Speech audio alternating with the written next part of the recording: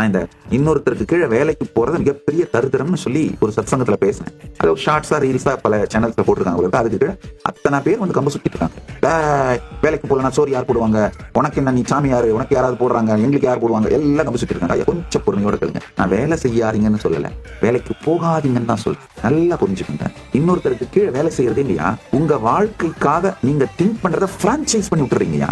உங்க வாழ்க்கை நீங்க டிசைன் பண்றதையே இன்னொருத்தருக்கு பிரான்சைஸ் பண்ணி விட்டீங்கன்னா நீ வாழறத செத்துடலாமே. உங்க வாழ்க்கையை நீங்க டிசைன் பண்ணணுங்கயா. Be your own boss. இப்ப என்ன, நான் வேலைக்கு போயிட்டு இருக்கேன் சாமி, சொந்தமா என் தொழில் தொடங்கி நானே ஒரு தலைவனா மாறுறதுக்கு கஷ்டம் சாமி. அப்ப என்ன பண்ண, ஒரு வருஷம் ப்ராஜெக்டா மாத்திக்கோங்க. ஒரு சுய தொழில் தொடங்குவேன், அதுல நல்லா என்னுடைய காலை ஊனிட்டு இந்த வருஷ கடைசிக்குள்ள என்னுடைய தலைவனாக நானே மாறிவிடுவேன்.